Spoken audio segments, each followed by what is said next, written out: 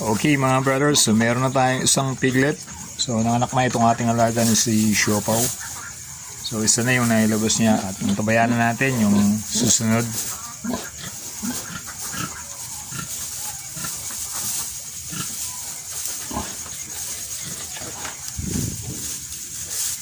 At ang kanyang anak ay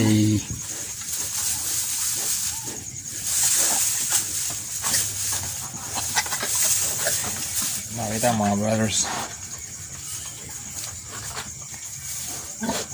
So ang problema natin dito kay Siopaw, medyo malikot siyang mga anak, ayaw siyang mahiga eh. Meron talagang breeder na ganyan na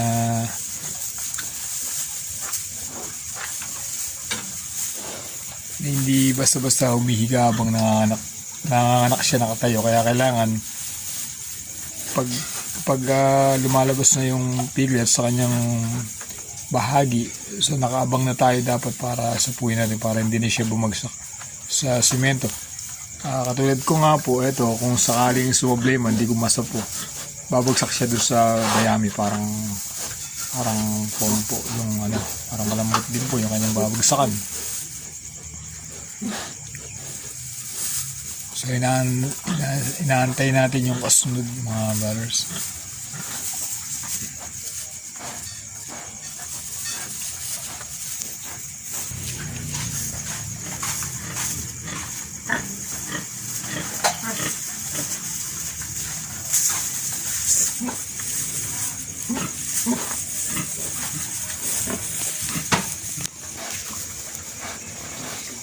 So ayan mga brothers, hihiga itong si Siopaw. So mas mapapabilis yung kanyang anak niyan.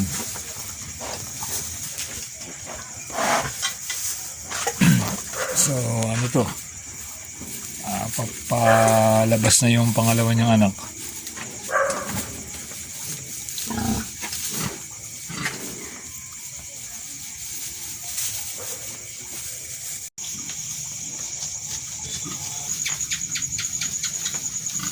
So kailangan talaga inihimas-himas din natin yan sa kanyang tiyan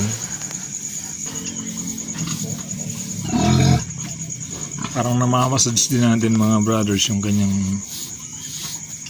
sinapupunan para mapabilis din yung panganganak na yung susunod na anak na.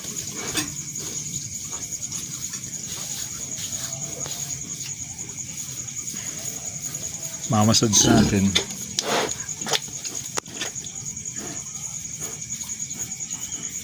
Kailangan din mga brothers, ginaganyan natin yung kanyang bahagi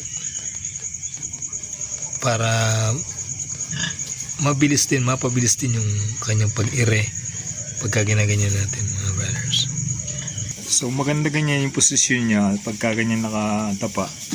So mababa lang yung posisyon para kung sakali lumabas yung piglets, madali natin makukuha. Basta importante lang dyan mga brothers, abatan natin once na bumungad dyan, kailangan nakaabang na yung ating kamay para makuha kagad natin. At kung sakaling yung ibang inahin ay nakatayo siya, hindi na bumagsak sa bato yung kanyang anak, makuha kagad natin, masasapo natin.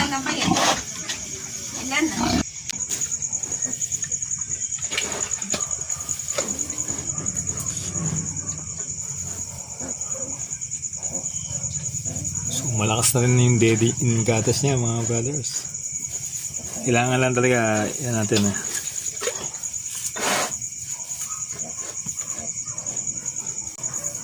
malaking tulong sa kanya yung minamasad sa kanya. Ayan mga brothers, so miri siya kaya ayan po mga brothers, ayan na yung bali pangalawa niya.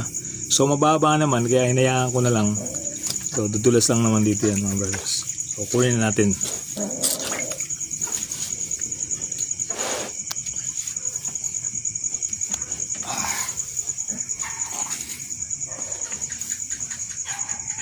Siyempre sa ilong agad ng punas niyan para makapasok agad yung hangin.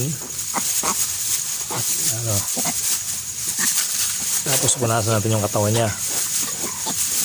Usama muna siya rito sa ating pinaka-incubator para mapunan ng panibagong init, matigtigan yung init ng kanyang katawan po mga brothers.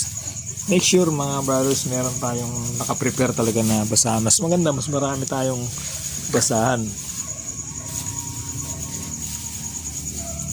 Okay, so meron na tayong dalawa po na anak ni Shopo. Standby po mga brothers, tingnan natin. Malaking tulong sa mga piglets na bagong silang yan, yung meron tayong ilaw. At least mga 100 watts po yung ilagay natin para medyo mas malakas ng konti yung init niya. Pero okay naman itong panahon. Okay, summer kasi medyo mainit yung panahon, kaya maganda rin yung panahon natin ngayon dahil hindi lalamigin itong ating alaga dahil mataas po yung init natin ngayon sa panahon na to. Pero make sure na kailangan meron tayong bulb na ganito na nagbibigay init dun sa ating kasi po minsan nanganganak yung baboy madaling araw, so medyo mababa yung temperatura nun. Kaya importante meron tayong bulb na ganito na magbibigay ng init dun sa ating mga piglets, particular dun sa kanilang nanay kapag sila ay dumedede na.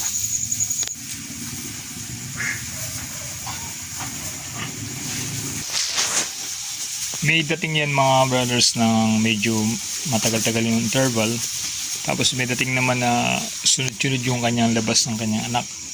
So importante rin, meron din tayong naka-reserve na oxytocin yung yung isinasaksak sa kanya yung pampahilab para pag medyo matagal na yung interval, for example na sa mga 10 to 15 minutes na. So pwede na natin siyang injectionan ng oxytocin para pampahilab para ma-eri siya. Ganun po, kailangan na kahit na sabihin natin na makapanganak siya ng normal, importante meron tayong naka-reserve nun kasi po baka dumating yung time na mahirapan yung ating mga breeders. So kailangan makakatulong yung malaking tulong yung oxytocin na i-inject natin sa ating mga breeders para makatulong na ilabas niya yung kanyang piglet sa kanyang sinapupunan. Importante, naka-ready po tayo mga brothers.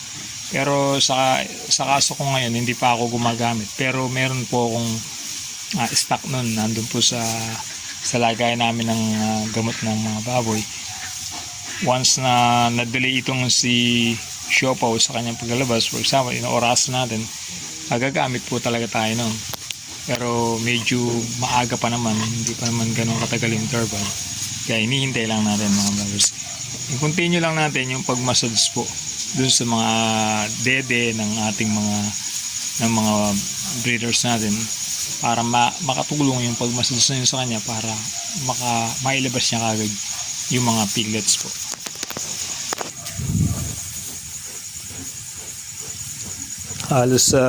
Halos na hahawakan ko yung mga piglets dito sa kanyang sinapupunan. Ayan mga brothers, ganyan lang. Continue lang natin yung pag-massage. Malaking tulong para sa kanya yan.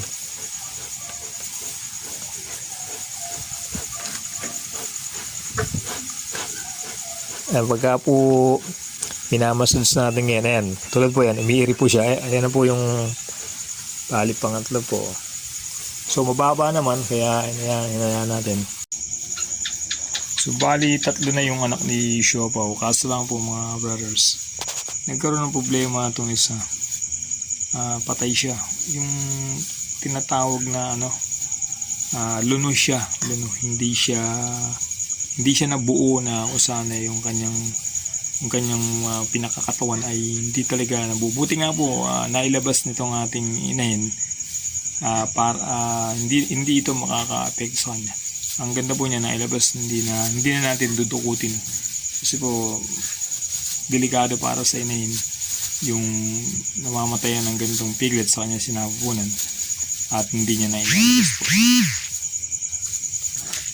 So gumamit na tayo mga brothers ng oxytocin kasi medyo matagal na rin po yung interval. So 1.5 ang ating ikinarga dito sa ating alaga ni Siopaw kasi po medyo malaki itong mga piglets na to kasi po ang pinakabit natin sa kanila ng AI siya ay GP Landrace. Talaga pong medyo mahaba yung ganong klaseng similya Hindi katulad ng mga durok. Yun po ay malaki kaibahan po nun. So medyo nahihirapan itong ating inahin, pero ginamitan natin siya ng oxytocin para makatulong sa kanya sa pag-release niya. So ayan, katulad niyan, nagaan na po siya, umiiri siya. So may epekto na po yung ating ikinarga sa kanya na oxytocin. So 5 na yung ating piglets mga brothers, pero meron na tayong 2 peraso na namatay. So dahil sa yung breed kasi malaki, so hirap itong ating breeders na mga anak. So meron tayong 3 nabuhay at tuloy-tuloy pa naman yung kanyang panganak. So ginamitan natin siya ng oxytocin, so kaya medyo nabilis. So titingnan lang natin maya pa kung kailangan ulit natin siyang bigyan ng second dose po. So ganun na lang muna mga brothers, at magandang gabi po sa inyo lahat. At update ko po kayo hanggang bukas kung ilan yung magiging anak ni Siopaw. So sa ngayon, meron tayong 3 buhay na piglets. Tignan niyo po mga brothers, kasi yung landrace po kasi yung breed na yan, yung gold label, yun yung haba niya kasi. Kailangan talaga, kung gagamit ka ng similya na ganito, ikabit din dapat yan sa mga landrace din na breeders. Pero pag ginamit mo sa durok yan, pangkaraniwan yan, medyo hirap po yung mga durok kasi medyo maliliit lang yung mga breeders na durok po. So maraming salamat po sa inyo mga brothers. God bless po.